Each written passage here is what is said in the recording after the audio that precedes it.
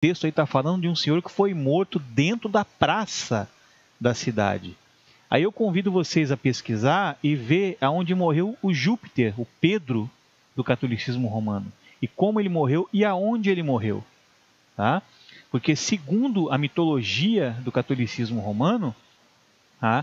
O Júpiter, Pedro, ele morreu crucificado de cabeça para baixo ao lado do obelisco da praça onde é, no caso, hoje a Basílica de São Pedro, a Praça do Vaticano, na Basílica de São Pedro. Ele morreu crucificado ao lado do obelisco, segundo conta a mitologia deles, né? Os contos deles. Então o texto está se referindo a esta mitologia de que esse senhor da cidade, que é Júpiter, Pedro, né? Morreu crucificado ali. Então é mais uma coincidência assombrosa, né? Com tudo que eu já mostrei, sabe? Ou seja, né? Júpiter é ele mesmo o obelisco. Mais uma imitação incrível, né? Porque é uma forma já de imitar também o próprio Yahushua, né? E você veja que o local onde é o obelisco, hoje foi o local da morte dele, né? E se foi o local da morte de Júpiter, Pedro, entendeu? Provavelmente também será o local do seu ressurgimento, né? Provavelmente da sua falsa ressurreição, tá? Então, Isaías é muito claro no livro dele. Eu não sei, parece que às vezes tem gente que não percebe logo que está escrito. Ele fala, ele ainda diz assim, ó, Babilônia, Isaías fala isso no livro dele. Babilônia é a prostituta inteligente, porque ela se prostitui, mas ela cobra, ela recebe para se prostituir, ela ganha dinheiro. Ela cobra, ó, eu me prostituo, mas é tanto, eu quero receber tanto. É bem isso. E lá no mesmo texto ele fala assim, mas Jerusalém é uma prostituta burra, porque ela se prostitui e além de ela se prostituir, ela paga, ela dá dinheiro para se prostituir. Ela está sendo deflorada e ao mesmo tempo ela pega e paga por isso. Ela dá dinheiro.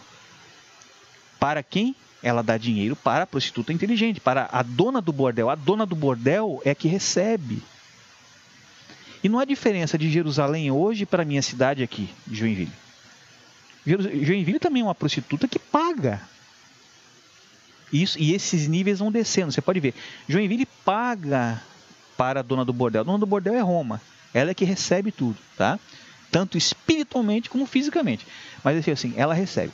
Então, a minha cidade paga para eles. Quando na verdade tudo já foi feito de graça. Isso tudo vocês podem ver naquele vídeo Sinais dos Astros, parte 1. Eu falo alguma coisa disso ali. Eu não vou repetir tudo aqui de novo. Tá?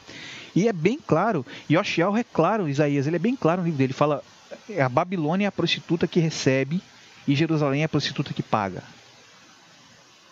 Tá? Isso é bem claro lá, bem claro mesmo.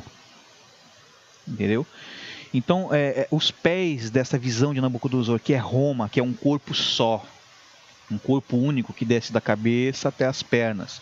Você pode ver, você vai na religião de Roma, você vê itens do culto da Pérsia, você vê itens do culto da Grécia, você vê itens do culto babilônico diretamente falando, porque se você pegar a roupa do clero romano, são trajes babilônicos, tá? Todos os trajes são babilônicos. Você vê utensílios, vários utensílios são do culto da Pérsia. O terço é um, por exemplo, veio do culto da Pérsia. O terço que eles ficam contando ali, tá? Você tem da Grécia, não precisa nem falar, tudo é grego hoje, no sentido principalmente de língua, de traduções, né? E romanos também, né? Você chega lá, você tem o latim, é uma língua, então você tem um corpo só, não há diferença no corpo. Não tem diferença. Então, o rei da Babilônia é dito como aquele que será derrotado pelo Eterno no fim dos tempos. O rei da Babilônia, rei de Tiro, tá? O próprio rei da Babilônia diretamente, tá? O Sodoma e Gomorra, o Egito, será destruído. E o rei da Babilônia, assim como ele veio, como não existe nada de novo na terra, como está escrito aqui em Eclesiastes, tá? Que tudo apenas se repete, não existe nada de novo debaixo do sol. Tá? Ele vai, assim como ele veio no passado, ele vai voltar no futuro. Tá? Eu até queria comentar uma coisa também a respeito das duas testemunhas. Você vê, as duas testemunhas, a Bíblia, ela não diz o nome. Não diz. A gente já tinha suspeitas de quem era pela questão daqueles que foram arrebatados, né, em vida, como foi no caso de Enoque e Elias. Aí tinha uns que suspeitavam ser Moisés, porque subiu no monte, não sabe o que se ocorreu dele. Mas tem livros que dizem que Moisés morreu, subiu e morreu no monte. Ficou claro, livro escrito pela mão de Yahusha, Josué, tá? Que ditado por ele, escrito por Josué. E tem 4 ou 5 livros apócrifos que dão o nome das duas testemunhas como sendo Enoque e Ulial, Enoque e Elias. E um dos livros estava sendo narrado pelo próprio Salvador. A história de Al-Huzaf, a história de José, o livro A História de José é narrado pelo próprio Yahushua. E ele diz: falastes bem sobre o caso de Enoque e Elias, pois já queriam ter morrido e verem-se livres de passar o que tem que passar, ou seja, morrer na mão do anticristo. Está escrito assim: morrer na mão do anticristo. Está no final do livro. Vocês podem ler, dando nome. Aí eu sou o falso profeta porque eu falo assim: não, está escrito, poxa, não tem na Bíblia, mas tem nos outros livros que não botaram. Eu não sei o que a Bíblia tem de tão santa, sabe? A Bíblia é uma coleção de livros, não tem nada de santo em coleção de livros. Há santidade na verdade, não em coleção de livros. Na verdade, é a santidade. Há sim na verdade, mas não nisso. Você pode tirar a verdade disso, mas não que isso seja santo. Entendeu? Então, ali é dito claramente. Aí então, vamos voltar aqui o texto. Nada há de novo debaixo do sol. Assim como se fez, isso se fará. Então tá. Vamos pegar as duas testemunhas. Se você vê bem a história de Enoque, ele era um homem que ele era muito procurado no tempo que ele viveu, como conselheiro. Todo mundo procurava, vivia rodeado de pessoas. Se você ver o livro do Justo, você vai ver essa história lá. Tá? E olha o que ocorre. Vamos lá. A lei antiga de Mehushua, Moisés, diz que tinha que ter duas testemunhas, né, para que houvesse acusação sobre alguma coisa, né? E é o que o Criador está fazendo, ele está seguindo a justiça. Ele pegou duas testemunhas, ele pegou uma testemunha representando a humanidade e uma testemunha representando ele. Como assim, Fernando? Você está louco? Não. O que significa o nome Enoque? Enoque é humanidade. Significa humanidade, ser humano. Tá? E o nome Ulial significa o ser supremo. Ial é supremo. O Ial é supremo. Então um é testemunha da humanidade e o outro é testemunha do eterno. E é importante mencionar um costume adicional em relação à escolha do nome de uma criança. É que no mundo ocidental, o nome de um bebê é escolhido por motivos mais convencionais que qualitativos. Por exemplo, nasce uma criança e os pais resolvem dar a ela o nome de um dos avós ou de um famoso artista da TV. E também tem o caso de que o nome escolhido simplesmente é um nome que a mãe achou bonito e resolveu assim registrar o seu filho. No Oriente Médio, porém, especialmente no Oriente Médio daqueles dias, o costume era bem diferente. O principal motivo para a escolha do nome de uma criança era o significado deste nome. E parte dessa tradição, como eu disse, sobrevive até hoje. Eu mesmo já tive algumas situações curiosas em Israel e no Egito, que ao encontrar, por exemplo, um beduíno no deserto do Saara, ele sempre me perguntava como eu me chamava. E ao dizer o meu nome, ele automaticamente perguntava: e qual o significado? É que para eles, desde os tempos bíblicos, e em alguns casos até hoje, o significado de um nome tem geralmente algo a ver com o caráter ou a história da vida daquela pessoa.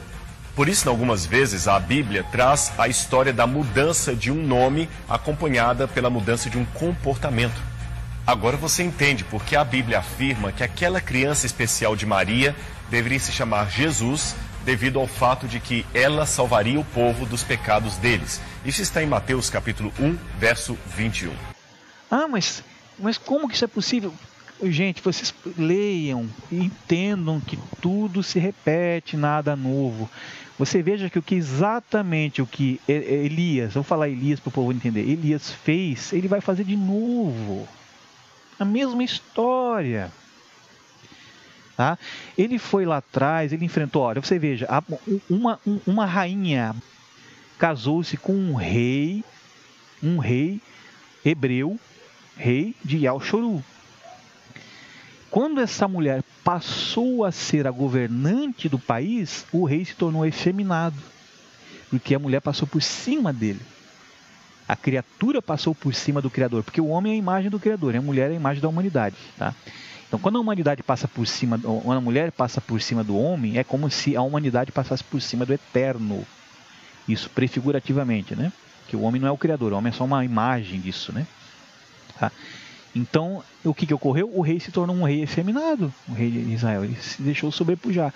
E a rainha Cananeia criou essa religião dentro de Al-Shuru, tá? De Baal, né? Ela trouxe a religião cananeia para dentro de Baal. A gente já sabe que Baal é Senhor. Olha o link, gente. Faça os links, gente. Qual é o nome do ídolo seguido pela Roma de hoje? Qual é o nome seguido pelos cananeus? Baal é o mesmo sentido. É o que está ocorrendo hoje, é só uma repetição, nada novo, tudo se repete. Então, ele vem e enfrenta uma mulher, olha só, Ulial, ele vem e enfrenta uma deusa mulher, uma deusa no sentido figurativo, né? Mas a rainha, né, que tomou o poder em Al-Shuru, enfrenta uma mulher que tem os profetas que seguem ela. Tá? E se você pega o livro do Apocalipse, você vê que as duas testemunhas vão vir para enfrentar uma mulher chamada de prostituta, tá?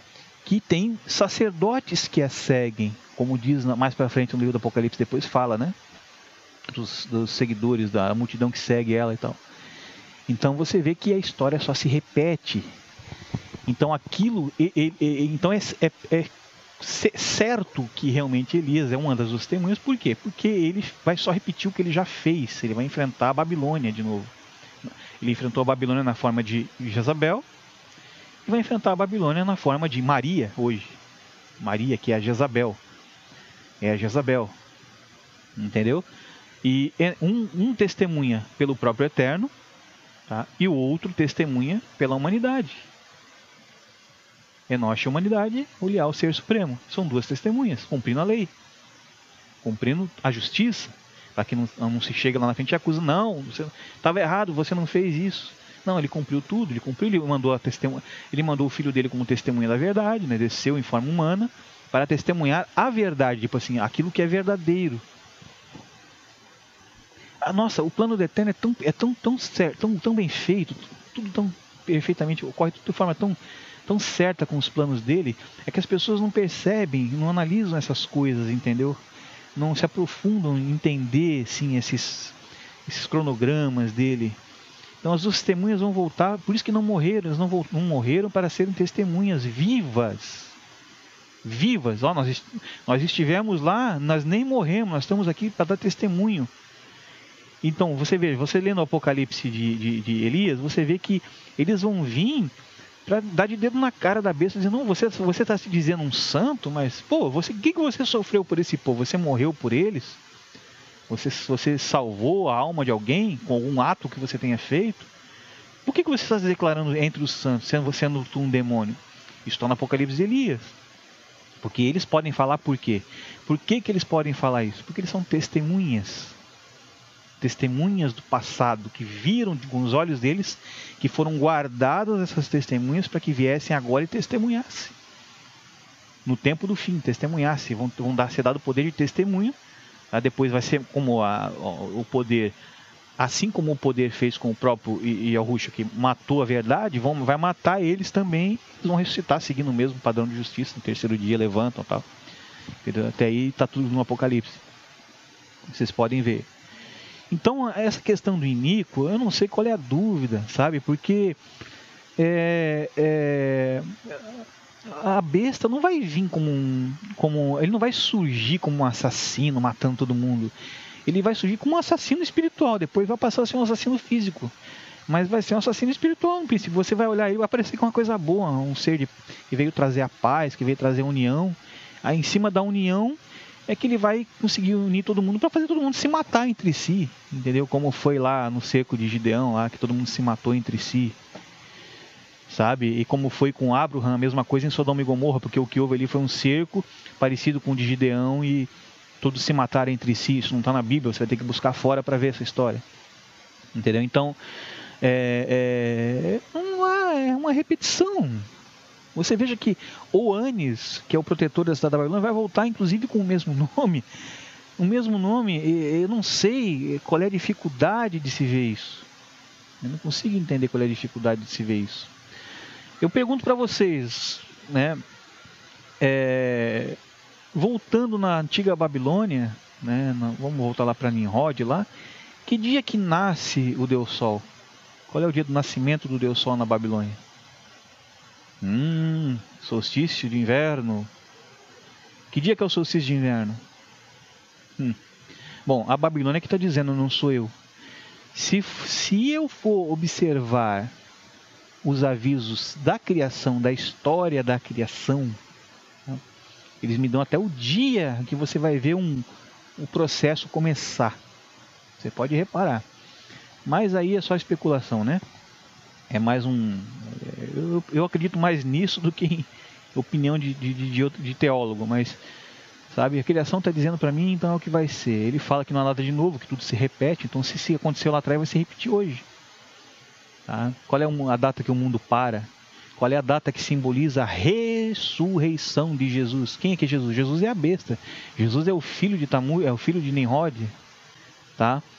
E hoje as pessoas estão dentro da Babilônia achando que estão servindo ao eterno. Porque foi tão bem montado em Godo, houve uma mistura com da Babilônia com as coisas de Yalchoru, as coisas se misturaram e as pessoas estão dentro, achando que estão servindo ao eterno. Mas essas coisas, embora não venha por mim a ser assim entendidas, vai ser entendido lá na frente, porque as duas testemunhas vão vir em nome de Yal, não vão vir em nome de, sabe? Em nome de, até porque o nome dele é Ulial, né? Ele vai vir em nome de Yal. Aí as pessoas vão ver, agora eu estou entendendo, é mesmo. Tudo tem sua hora, não adianta a gente ficar... Né? Eu já entendi isso, mas as pessoas vão entendendo, sabe, com o tempo. Eu acredito nisso, sabe? Tudo tem sua hora. Entendeu?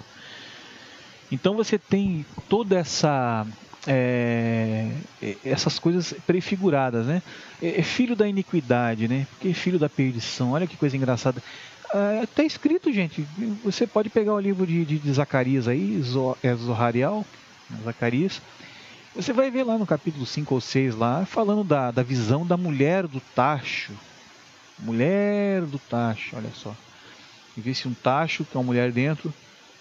E ele pergunta ali quem que é aquela mulher, né?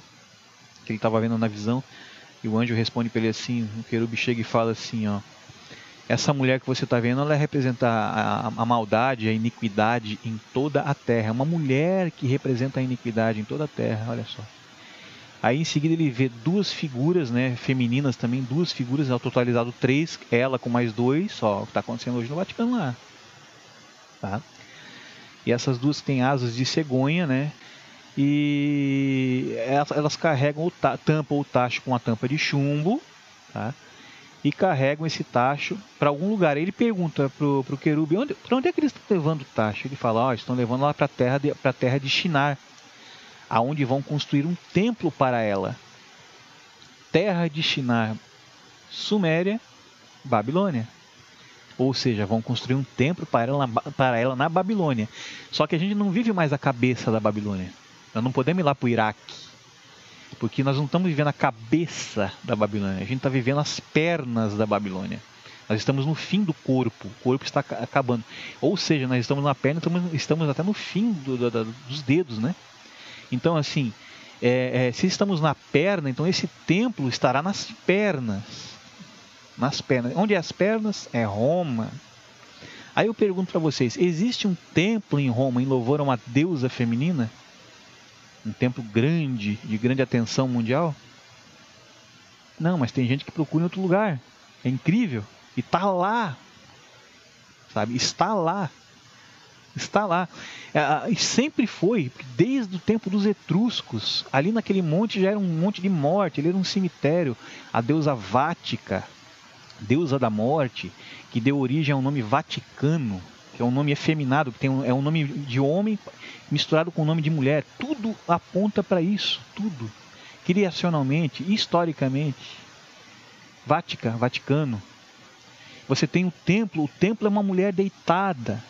A mulher deitada tem pernas, as pernas são as embaixadas é onde os reis se prostituem espiritualmente com ela. Aonde é para ter a vagina, nós temos um pênis e uma vagina juntos, simbolizando um travestismo, uma mistura. Ou seja, por trás dessa mulher tem um anjo, um ser, uma figura masculina se vestida de feminino. Entendeu? Que é um querubim caído. Então você veja que ali realmente é o trono de Satanás. Tá? E é dali que... Aí você vê filho da iniquidade, filho da perdição. Se essa mulher é a perdição, ela tem um filho. E se o templo dela está nos pés, e esses pés é Roma, e esse templo está lá, ela vai ter um filho. Quem é o filho? Quem é o filho? Quem que é o rei da Babilônia? Se hoje a gente vive nos pés, nós estamos vivendo nos pés. Os pés é Roma. Tá? E Roma hoje, tá? É os pés. Quem é o rei dessa continuação da Babilônia de hoje? Quem que é o rei? Quem que é o rei do Vaticano hoje?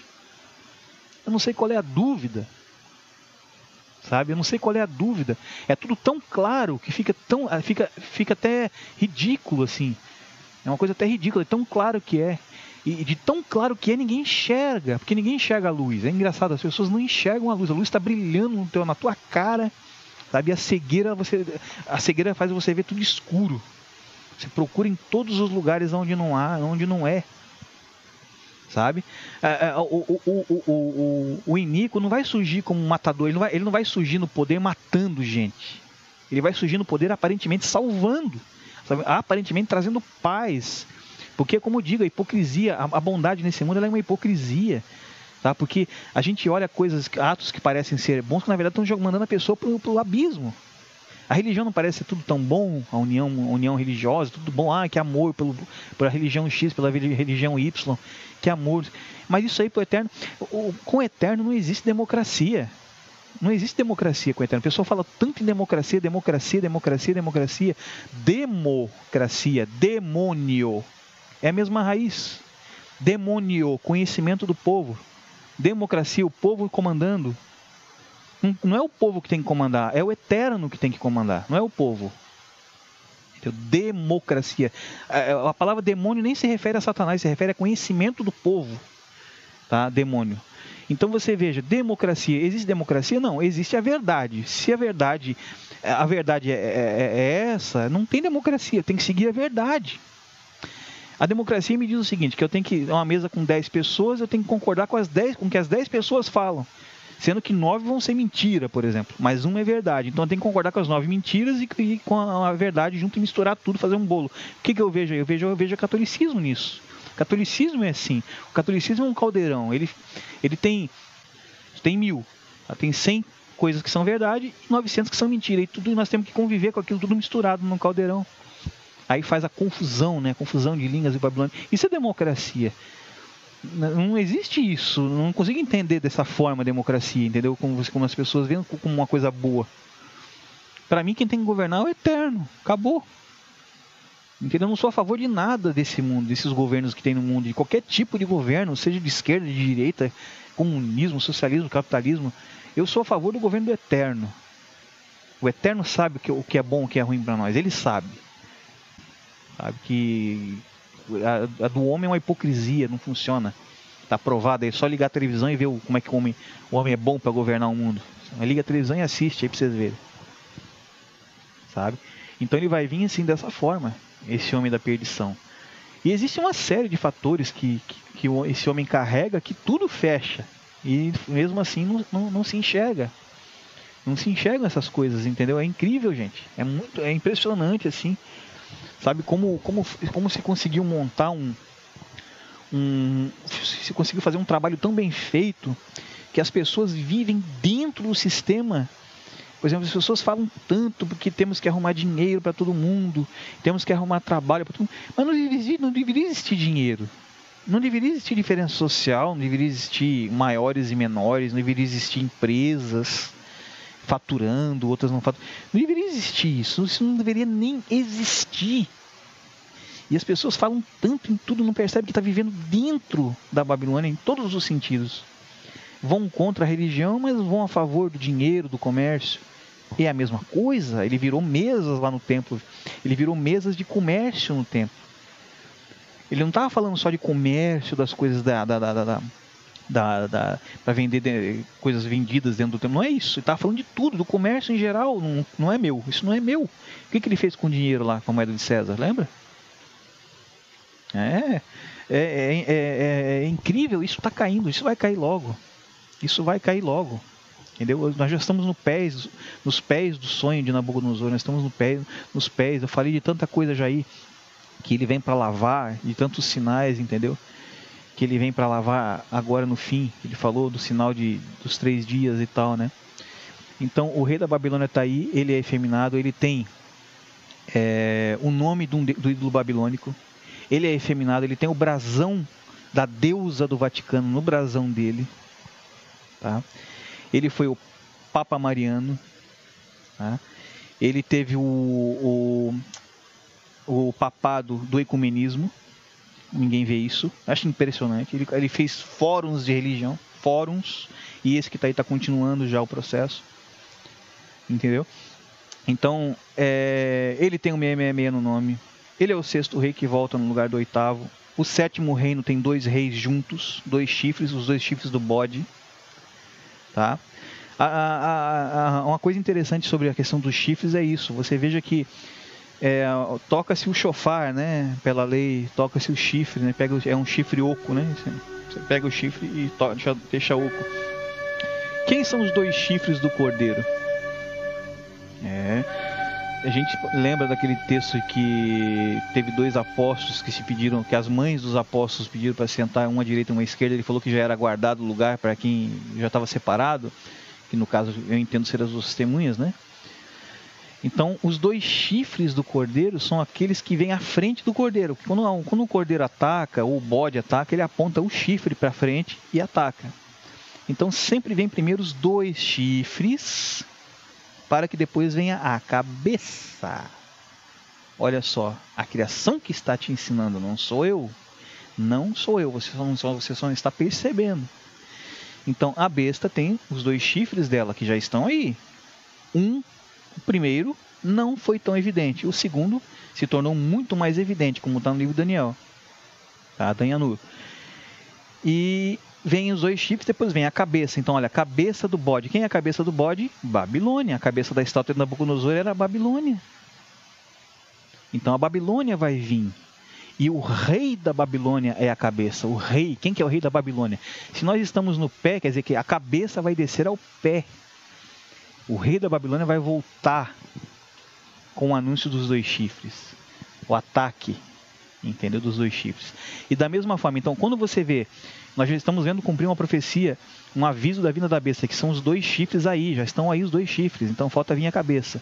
A mesma coisa vai acontecer com o Messias. Quando você vê os 2 chifres do Messias vir, que são as 2 testemunhas, aí vem a cabeça em seguida, que é a cabeça do cordeiro. Então, quando você fala o toque do chofar, você está vendo o toque do chifre. Então, quando começar as 2 testemunhas começarem a falar, ou seja, a tocar os chifres, a falarem, o Messias logo vai estar vindo. Tá? Ele vai vir com as 2 testemunhas para salvar toda a humanidade na última batalha, né? No vale de Meguido lá, né? Então, a criação, ela te dá todo o testemunho, ela te dá toda a confirmação de tudo que está para ocorrer, entendeu? Tudo que está para acontecer. E essa figura que está para vir aí, que imitando a imagem, né? Que a imagem da besta imita a imagem do Eterno, que era Adam, né? Você veja que dessa imagem dele surgiu uma mulher que veio da sua... Mas aqui ele segue um plano prefigurativo de justiça. Então, o peito do homem é o tabernáculo, é onde entra o ar, o espírito, o entendimento, ele entra para dar vida. O coração, que é a arca da aliança, onde está guardadas as tábuas da lei do Eterno. Então, dessa tenda que cobre essa parte do tabernáculo, que é o corpo do homem, é a habitação do Eterno, né? Fisicamente é a imagem o corpo humano é a imagem do corpo que vai vir, do segundo corpo incorruptível, né? Então ele tirou dali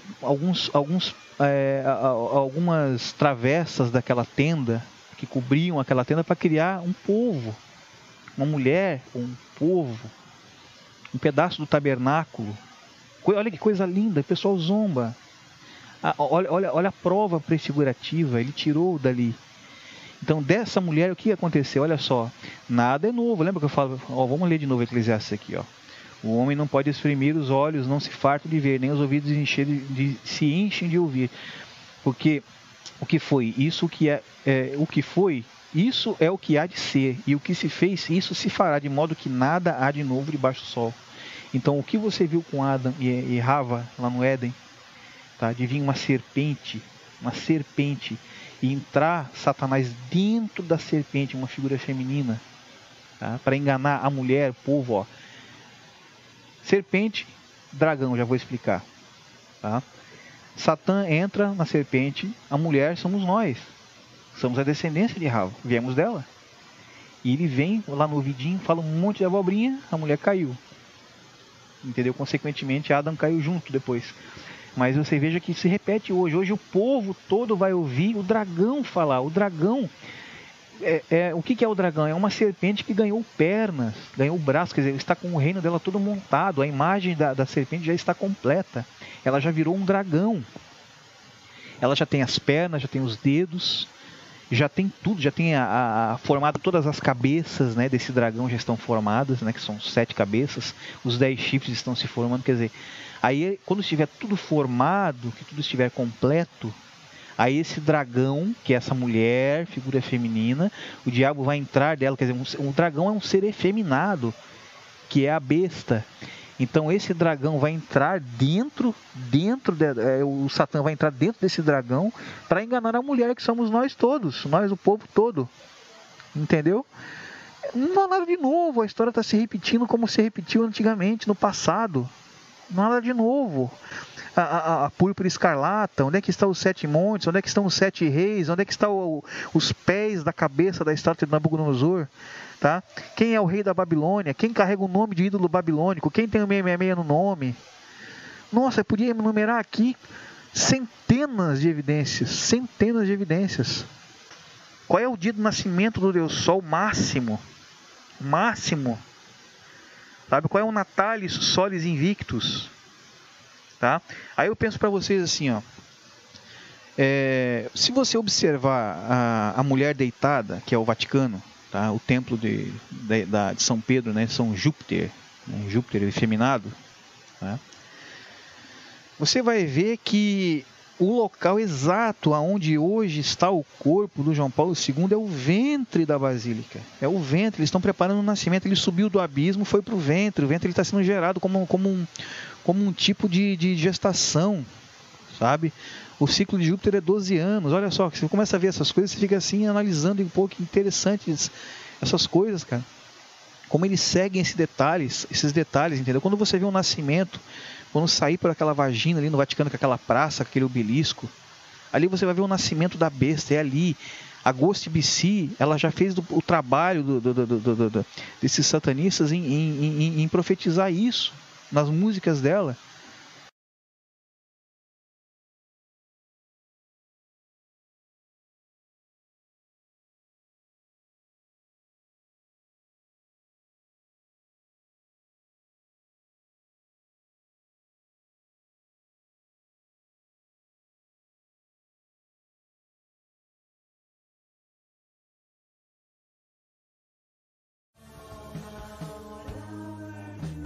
Tá? Profetizou tudo isso. Fala que ele nasce, vai para o ventre, do ventre ele nasce, que ele está sobre a maldição da pena de morte, mas logo vai acabar. Quer dizer, são músicas que estão profetizando. Eles dizem isso nas próprias músicas, que o trabalho deles é profetizar isso, é avisar isso que está para ocorrer. Eles falam: ah, mas Fernando, você é louco, você acredita em música, você acredita em filmes? Meu amigo, o que eu estou falando aqui? Que nada de novo, nada, tudo se repete. Tá? Vamos analisar o seguinte: quem são as estrelas do Eterno, as Cocavim? Porque estrela veio de Ishtar da Babilônia. Ishtar, Esther, mas as Cocavim, as ditas Cocavim. Quem são as Cocavim? Que são estrelas, né, do Eterno. ele fala que os salvos vão brilhar como as estrelas ao lado dele. Então as estrelas são sombras dos anjos, dos salvos. Quando você vê as estrelas no céu brilhando, você está vendo a prova de que existem querubins, de que existem as pessoas que foram salvas. Então as estrelas ele usa para falar as coisas dele. E usa para profetizar as coisas dele. E o mundo, a Babilônia, o mundo usa as estrelas deles para profetizar as coisas deles. É uma imitação, o padrão continua, não muda nada. Então, se você quer saber o que irá ocorrer no lado B, no lado da Babilônia, tá? Você precisa assistir os filmes que a Babilônia lança, as músicas que a Babilônia lança, e vai estar tudo gravado lá. Eu vou mostrar, vou fazer um vídeo sobre vocês vão ficar apavorados com o que tem nos filmes. Você deve ter assistido filmes e você não viu isso. Muitas coisas que eu vou mostrar. Tá? Porque eu sei que eu já conversei com pessoas que falei, nossa, eu não vi o filme, não vi isso, olha que absurdo, tão descarado. E quando é descarado ainda dizem que não é. Que chega a um ponto de colocar a estátua do João Paulo II no final de um filme, colocar o nome dele numa lápide, com os avisos, assim como o Eterno avisou sobre o filho dele que viria e que carregaria o nome de salvação, e deu os tempos, todos os tempos, os avisos das semanas, tudo da vinda e tal. Assim como ele fez através das estrelas dele, que eram Yarmial, Yashahu, Isaías, Jeremias, essas pessoas assim, esses profetas e tal. Assim também você vê o mundo fazendo a mesma coisa com os artistas, com os cantores, avisando as coisas deles. Não tem mais, você tem que olhar para isso. Se você não olhar, você é um negligente, entendeu? As coisas vão acontecer ao teu redor, você não está observando a criação. Pô, o filme, a música, faz parte da criação do Eterno. Nós estamos conhecendo os dois lados, já falei isso na parte 1 do vídeo lá, Sinais dos Astros. Nós estamos conhecendo os dois lados, então você tem que observar os dois lados, o lado bom e o lado ruim. O lado bom e o lado ruim. As profecias do Eterno, que nós buscamos elas constantemente, olhando os sinais dos céus, olhando os sinais dos tempos, olhando as escrituras que sobraram para nós aí e tal, e olhar os sinais do mundo, as músicas que eles colocam, os filmes que eles colocam, o que eles falam nos noticiários, entendeu? Que eles dão os sinais, tanto que tem gente que percebe esses sinais quando vê, entendeu? E vê. E vocês vão ver que abertamente eles estão falando da vinda do Messias através da religião babilônica. Em todos os filmes. Eles refletem muito. Então eles é que estão dizendo. Não sou eu que está dizendo isso. É eles é que estão dizendo. Só que você precisa pegar e fazer o que o Messias fez. O que é Yahushua? Que tem gente que não entende essas coisas que ele fez fisicamente. Quando ele usou os elementos físicos. Que ele pegou, por exemplo. Ele vem, ele cospe no chão. E ele faz lama com o barro. Você entendeu isso? As pessoas não entendem isso. Não entendem, acham ali, nossa, olha quanto poder. Ele não está interessado em te mostrar poder. Ele tem todo o poder, ele faz o que ele quer, ele acaba com isso aqui estalando o dedo. Ele quer que você entenda o que aquilo significa, simboliza. A epístola de Barnabé, ele ensina que a boca é a porta do templo. E é verdade, porque é onde entra e sai as coisas, né? Ainda diz, né, que não é o que entra que te contamina, mas é o que sai.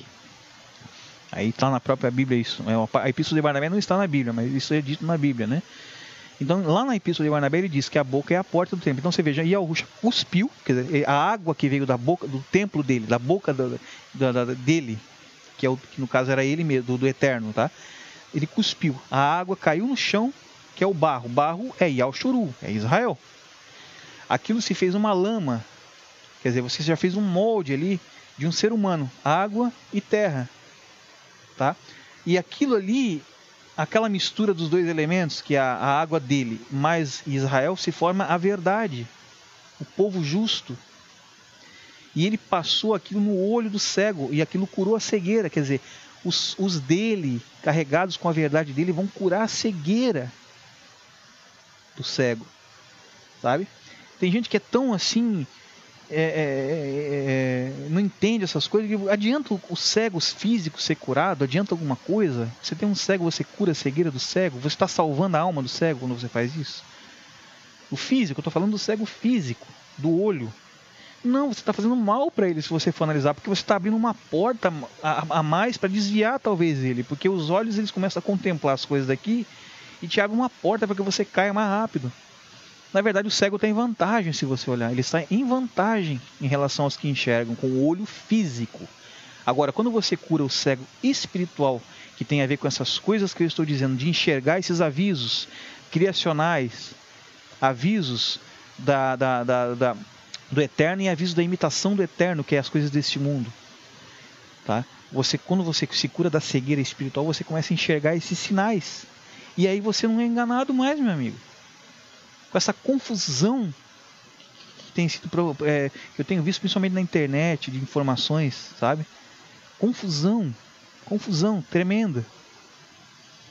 Sabe? Criou-se, nossa, tanta confusão que a gente não sabe nem para onde a gente vai mais. Sabe? E agora, quando você tem a criação como confirmação, as leis, né?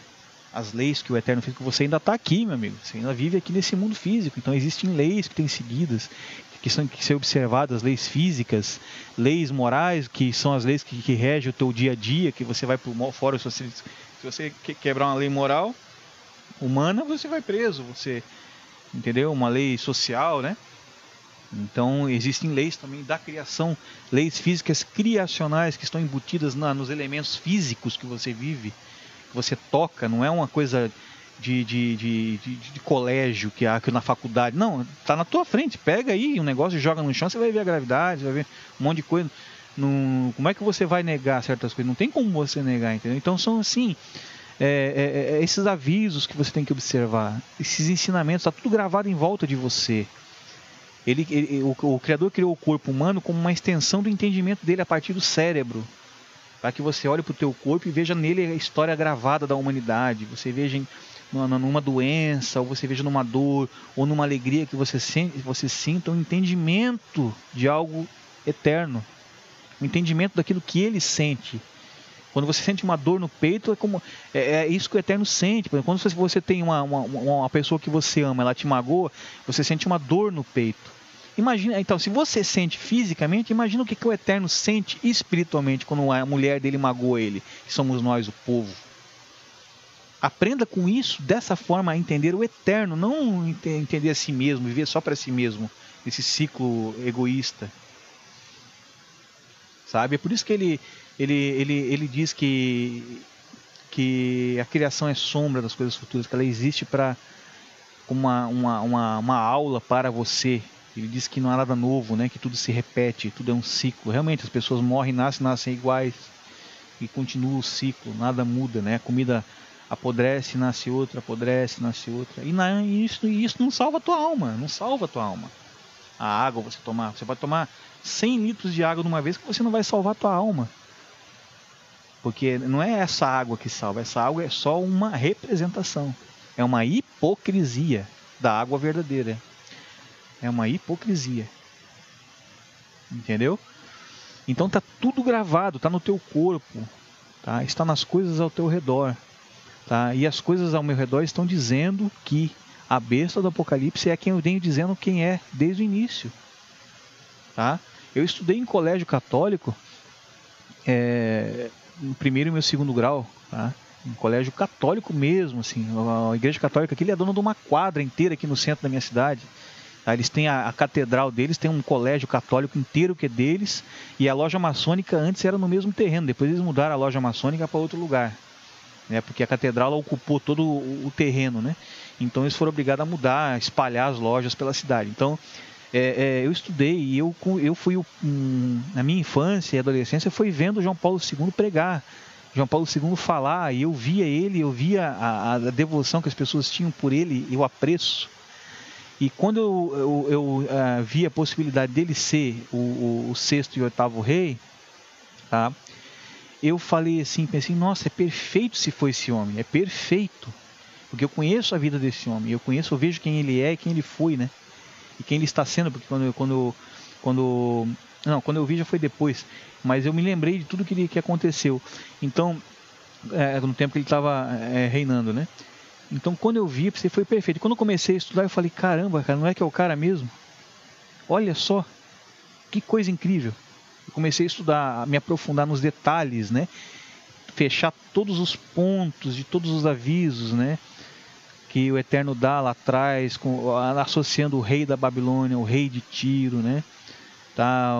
Você pegar Sodoma, você pegar Gomorra e fazer as associações, né? Então, como pode ser Jerusalém, né? A cidade das duas testemunhas, como é que pode? Se aquela cidade vai ser destruída com fogo e enxofre, então Jerusalém será destruída com fogo e enxofre? Jerusalém vai virar pasto para as bestas do campo, como diz profetizado, se não me engano, por Isaías, né? Que a Babilônia será um pasto. E é verdade, se você pegar a primeira Babilônia, hoje ela é um pasto.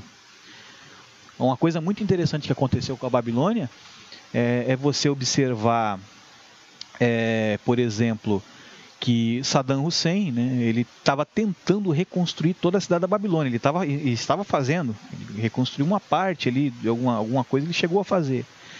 Isso estava indo totalmente de encontro com as profecias dadas pelos profetas, que dizem que jamais ali seria habitado, né?